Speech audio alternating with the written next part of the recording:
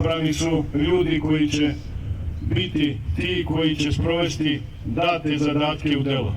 Балканское казачье войско объединяет Balkanska физически kozačka vojska objedinjava fizički и юридические лица i ona pravna lica Сербии, Черногории, i u Республики Srbiji, Сербии, i u Македонии, Crnoj Gori, i u Republici Srpskoj, Grecija. i u Makedoniji, i Grčkoj, то есть всего Балканского полуострова. skoro celog Balkanskog poluostrva.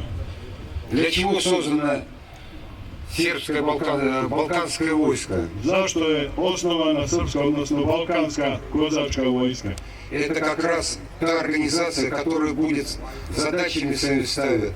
Taka organizacija ima svoje zadatke koje postavlja Пропаганда традиций, da vršimo i Zaštita propagiramo pravoslavnih naše vrijednosti. tradicije, zaštitimo naše korene i naše pravoslavne vrednosti.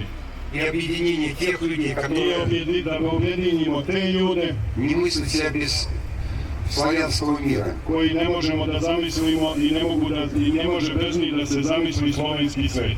В заключение хочу сказать, братья, Kao zaključak hoću da kažem, braćo i sestre, мы имеем общую историю. mi imamo zajedničku istoriju. Значит, мы имеем будущее, общее будущее. Znači, mi Спасибо вас, imamo Господи, братья. zajedničku budućnost. Hvala vam, braćo.